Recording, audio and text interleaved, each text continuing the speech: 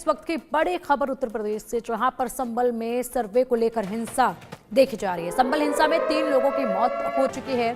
संभल हिंसा में 20 पुलिसकर्मी भी घायल हुए हैं।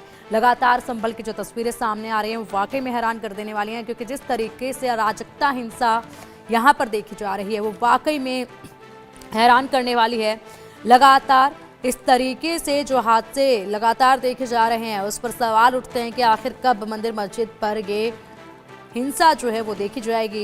यहाँ पर सर्वे कराया गया था, हालांकि कोर्ट ने सर्वे के ऑर्डर दिए थे। पूरी टीम यहाँ पर पहुंची थी सर्वे के लिए, और उसके बाद जिस तरीके से सर्वे के दौरान भी हिंसा भड़की जानी थी, लेकिन वहाँ पर हालात को काबू कर लिया गया था। लेकिन उसके बाद यहाँ पर दोबारा जो तस्वीरें सामने आई वो हैरान करने वाली तस्वीरें थी। तस्वीरें आपके सामने, भीड़ ये देखिए, हुजूम ये देखिए, किस तरीके से अफरा तफरी यहाँ पर जो है वो देखी जा रही है। और लोगों के बीच में यहाँ पर आप देखिए पुलिसकर्मी इनको खदेड़ने की कोशिश कर रहे हैं। पत्थर देखिए सड़कों पर, हैरान करने वाली ये तस्वीरें हैं किस तरीके से पत्थरों से वार किया गया है। और 20 पुलिसकर्मी इसमें घायल हुए हैं, जो कि इस पुलिस को रोकने की कोशिश कर रहे थे। और लगातार आपको तस्वीरें हम दिखा रहे हैं। संभल में मस्जिद के सर्वे को लेकर ये हिंसा हुई, इसके बाद तनाव अभी भी कायम है। और अधिक अपडेट के लिए हमारे सहयोगी चंदन हमारे साथ जुड़ गए हैं। चंदन, देखिए संभल में लगातार हिंसा की तस्वीरें सामने आई, वाकई में हैरान करने वाली थी। सड़कों पर जिस तरीके से पत्थर देखे गए, 20 पुलिसकर्मी इसमें घायल हुए, अभी भी वहां पर तनाव देखा जा रहा है। क्या कुछ अपडेट है मौके से? बिल्कुल, देखिए अगर आज सुबह की बात करें तो इस वक्त जो लॉ एंड ऑर्डर है वो पुलिस के पूरे नियंत्रण में नजर आ रही है। और साथ ही साथ आपको ये जानकारी दे दूं कि संभल में इंटरनेट जो है वो पूरी तरीके से बंद है। इस वक्त जब हम आपसे बातचीत कर रहे हैं तो हम संभल सीमा क्षेत्र से बाहर निकलकर अपने दर्शकों को ये तमाम जानकारी दे रहे हैं। इसके अलावा जानना ये भी जरूरी है कि एहतियात के तौर पर आज तमाम स्कूलों को बंद किया गया है। जिला प्रशासन की तरफ से कर्फ्यू जो है वो लगाया गया है। तमाम जो बाजार है वो बंद है। चप्पे चप्पे पर पुलिस की तरफ से निगरानी जो है वो रखी जा रही है। बड़ी संख्या में उत्तर प्रदेश पुलिस के जवानों की तैनाती संभल के हर सेंसिटिव पॉइंट पर है, और विशेष तौर पर उन जगहों पर है जहां पर कल पत्थरबाजी हुई। इसके साथ ही साथ जो जिला प्रशासन है उसकी तरफ से किसी भी व्यक्ति के किसी भी संगठन के संभल में प्रवेश पर जो है वो बैन लगाया गया है। बिना इजाजत के संभल में उसे प्रवेश करने नहीं दिया जाएगा। रात को जब हमारी पुलिस के आला अधिकारियों से बात हुई तो लगातार जो पुलिस की टीमें हैं वो तमाम सेंसिटिव इलाकों में गश्त करती हुई नजर आई थी। इसके साथ ही साथ वो कुछ इलाके जहां सबसे ज्यादा हिंसा हुई, जहां पुलिस के ऊपर पत्थरबाजी हुई, उन तमाम इलाकों की बिजली कनेक्शन भी जो है वो काट दी गई थी, ताकि किसी भी तरीके की उपद्रव की स्थिति जो है वो दोबारा न बन सके। लेकिन बहरहाल इस वक्त जो स्थिति है वो पुलिस के काबू में नजर आती है। गौरतलब है कि कल इसी वक्त जो है वो सर्वे का काम संभल के शाही जामा मस्जिद, जिसको लेकर हिंदू पक्ष का यह दावा है कि हरिहर नाथ मंदिर है, उसमें चल रहा था। और अचानक से 9:30 बजे के बाद जो है वो मस्जिद के आसपास के पूरे इलाके में भीड़ इकट्ठा होनी शुरू हो जाती है। और 11 बजे जैसे ही सर्वे की टीम अपना काम पूरा करके बाहर निकलती है तो पत्थरबाजी की शुरुआत होती है। पुलिस की तरफ से पहले तमाम जो उपद्रवी तत्व हैं उनको बार बार समझाने की कोशिश की जाती है, लेकिन इसके बावजूद जब वो नहीं समझते तो पुलिस की तरफ से आंसू गैस के गोले जो है वो दागे जाते हैं और हवा में फायरिंग की जाती है। देर शाम जो खबर सामने आई, प्रशासन की तरफ से पुष्टि हुई कि 3 लोगों की जो है वो मौत हुई है। इसके अलावा 20 से अधिक पुलिसकर्मी जो है वो इस पूरी घटना में घायल हुए हैं। ऐसे में अब आज जो स्थिति है वो बेहद तनावपूर्ण तो नजर आती है, लेकिन पुलिस प्रशासन की मुस्तैदी चप्पे चप्पे पर देखी जा सकती है। बड़ी संख्या में रैपिड एक्शन फोर्स, पुलिस के जवान से लेकर उत्तर प्रदेश पुलिस के आला अधिकारियों की तरफ से लगातार गश्ती जो है वो जारी है।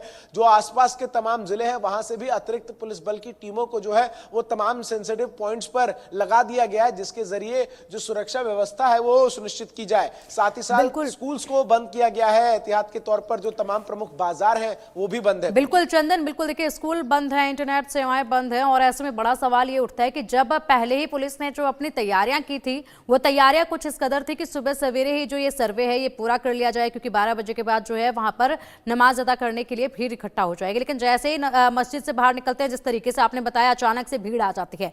बड़ा सवाल यहाँ पर ये उठता है कि ये भी पुलिस द्वारा बताया गया है कि इस दौरान जो है इन उपद्रवियों के द्वारा फायरिंग भी की गई है। कई छर्रे भी जो है वो निकलकर सामने आए, छर्रे भी लगे हैं। फायरिंग का ये जो इंतजाम था ये अचानक से कहां से आ गया? क्या पहले से इसकी तैयारी थी? कहां से इन लोगों के पास ये हथियार आए? बिल्कुल, जिस तरीके से ये घटना कल घटी 11 बजे, जो तमाम विजुअल्स सामने आए और पुलिस के ऊपर पत्थरबाजी, फायरिंग की भी जो रिपोर्ट्स है वो सामने आई। छर्रे भी जो है वो कई पुलिस कर्मियों को, एक सीनियर अधिकारी हैं उनको लगी है। तो ऐसे में अब पुलिस इस पूरे मामले की जांच कर रही है और सबसे बड़ा सवाल यही है कि आखिर ये जो पूरी हिंसा है वो सुनियोजित सी नजर आती है, क्योंकि जिस तरीके से उपद्रव हुआ, जिस तरीके से पथराव हुआ और अचानक से चूंकि जो ये पूरा मस्जिद है, इसको अगर आप समझने की कोशिश करेंगे तो ये जो मस्जिद है इसके 3 रास्ते जाते हैं अंदर प्रवेश करने के, यानी कि ये एक ट्रायंगुलर सेक्शन पर ये मस्जिद है और तीनों तरफ से जो उपद्रवी तत्व हैं वो पहले इकट्ठा होना शुरू होते हैं, नारेबाजी होती है। पुलिस कर्मियों को ये लगता है कि ये नारेबाजी जो है वो लोग ऐसे ही कर रहे हैं और स्थिति जो है वो नियंत्रित रहेगी, लेकिन अचानक से 11 बजे के बाद ये जो उपद्रवी तत्व हैं इनकी तरफ से पत्थरबाजी की शुरुआत पहले होती है और उसके बाद पुलिस का ये दावा है कि उस तरफ से जो है उपद्रवी तत्वों की तरफ से जो फायर है वो भी किया गया और इसी के जवाब में पुलिस को हवाई फायर करना पड़ा ताकि जो तमाम उपद्रवी तत्व हैं उनको खदेड़ा जा सके। और अब इस पूरे मामले की जांच भी जो है पुलिस कर रही है। सीसीटीवी फुटेज और तमाम वीडियोस के आधार पर उन तमाम लोगों की शिनाख्त की जा रही है जिन्होंने कल पत्थरबाजी की। 15 लोग के करीब जो हैं वो अभी हिरासत में लिए गए हैं, जो जानकारी सामने आ रही है, जिनसे इस पूरे मामले को लेकर पूछताछ की जा रही है। और अब चूंकि जैसे जैसे पुलिस की जांच आगे बढ़ेगी इस बात का खुलासा होगा कि जो पूरी हिंसा है वो सुनियोजित थी और किस तरीके से प्लान्ड वे में ये जो तमाम बिल्कुल चंदन सवाल बहुत सारे खड़े होते हैं।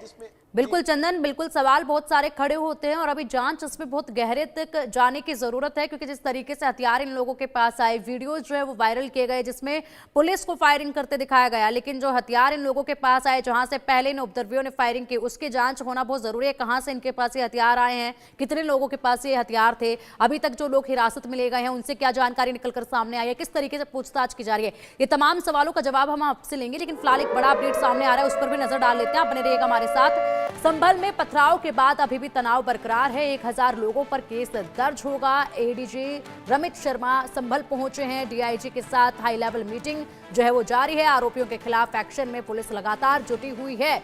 तो देखिए बड़ा अपडेट इस वक्त का आपके सामने। आरोपियों के खिलाफ एक्शन में पुलिस जुट चुकी है। संभल में पथराव के बाद तनाव अभी भी जारी है और इसी के साथ 1000 लोगों पर केस दर्ज होगा।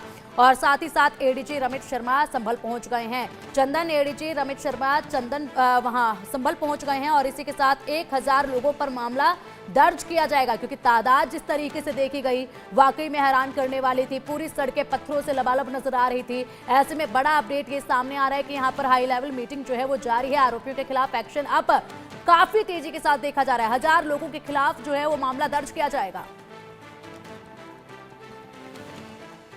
बिल्कुल, देखिए जैसे मैंने आपको जानकारी दी कि जो आसपास के तमाम जिलों के आला अधिकारी हैं उनकी भी तैनाती इस वक्त संभल में की गई है और इसके साथ ही साथ मुरादाबाद रेंज के जो आईजी हैं और जो कमिश्नर हैं वो भी इस वक्त संभल में मौजूद हैं।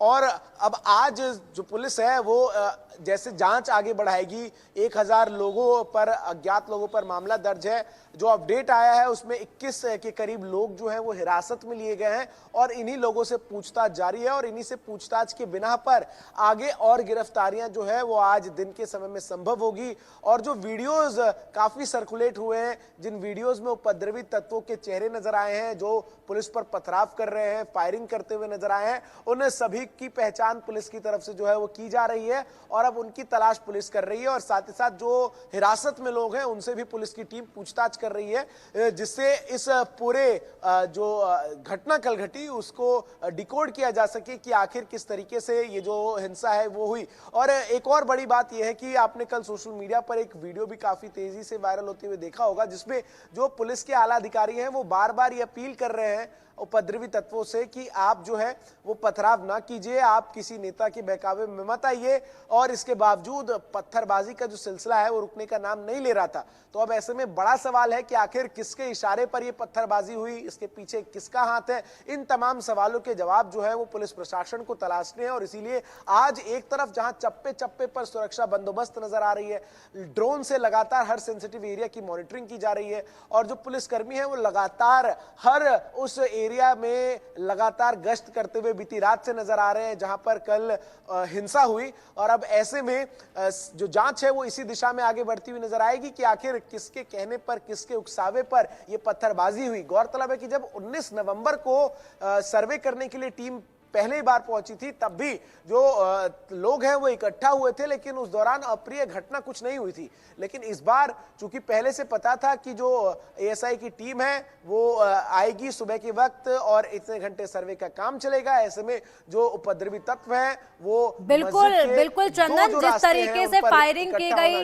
जिस तरीके से और हिंसा की शुरुआत होती है। बिल्कुल चंदन, और जाहिर सी बात है इतनी तादाद, इतने सारे जो पत्थर सड़कों पर पड़े दिखे हैं, वो अचानक से तो लोगों के हाथ नहीं लग जाएंगे। इतने सारे पत्थर के वहां पे चारों तरफ सिर्फ पत्थर नजर आ रहे हैं और वो अचानक से सड़कों पर आ गए हैं। पहले से ये सारे इंतजाम जो है वो किए हुए नजर आ रहे हैं, हालांकि जांच इसमें होनी बाकी है। फिलहाल एक और बड़ा अपडेट आ रहा है, बने रहिएगा हमारे साथ, उस पर भी नजर डालते हैं। यूपी के संभल में बवाल के बाद स्कूल बंद किए गए, तहसील क्षेत्र के सभी स्कूल बंद रहेंगे। 12वीं तक के सभी स्कूल 25 नवंबर तक के लिए बंद रहेंगे, यानी कि आज तक के लिए स्कूलों को बंद किया गया, सोमवार तक के लिए स्कूलों को बंद किया गया। और वहीं अधिकारियों ने ये आदेश जारी किए हैं। संभल हिंसा मामले में 21 लोगों को अभी तक हिरासत में लिया जा चुका है।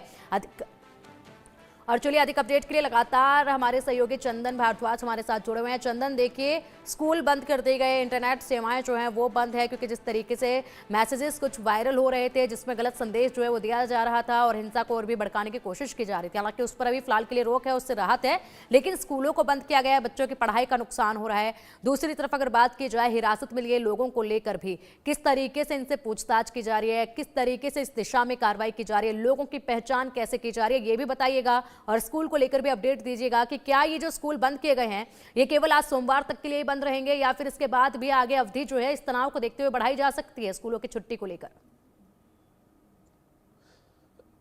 देखिए, जो जिला प्रशासन की तरफ से आदेश जारी किया गया उसके मुताबिक आज के लिए स्कूल्स को बंद किया गया है। आज शाम में क्या स्थिति रहती है उसके बाद जो है आगे का फैसला लिया जाएगा। एक और बड़ा अपडेट मैं दे दूं कि जो 3 लोग हैं जिनकी कल मौत हुई थी, उन सभी का देर रात जो है वो अंतिम संस्कार कर दिया गया है। ये जानकारी जो है वो अब से कुछ देर पहले सामने आई है और पुलिस प्रशासन की मौजूदगी में कड़े सुरक्षा बंदोबस्त के बीच जो तीनों मृत व्यक्ति थे उनको सुपुर्द खाक कर दिया गया है। और अब ऐसे में उस जगह पर जहां पर ये तीनों व्यक्ति रहते थे वहां पर भी जो सेंसिटिव जोन है वो बना हुआ है और पुलिस की तैनाती वहां पर नजर आती है और बड़ी संख्या में जो सुरक्षा कर्मी है उनकी तैनाती नजर आती है। और पुलिस की जांच जैसे जैसे आगे बढ़ेगी, इस पूरी घटना के पीछे कौन कौन लोग शामिल हैं, इस पूरी घटना के पीछे किन किन लोगों का हाथ है, इन तमाम बातों का जो है खुलासा होता हुआ नजर आएगा। लेकिन जो सबसे बड़ी अपडेट है वो यही है फिलहाल ग्राउंड जीरो से कि फिलहाल जो स्थिति है वो पुलिस के नियंत्रण में नजर आती है और जो बाजार हैं वो बंद हैं, तमाम जो दुकानें हैं वो बंद हैं और पुलिस की तरफ से लगातार चप्पे चप्पे पर जो है वो मॉनिटरिंग की जा रही है और प्रत्येक आने जाने वाले व्यक्ति की तलाशी ली जा रही है।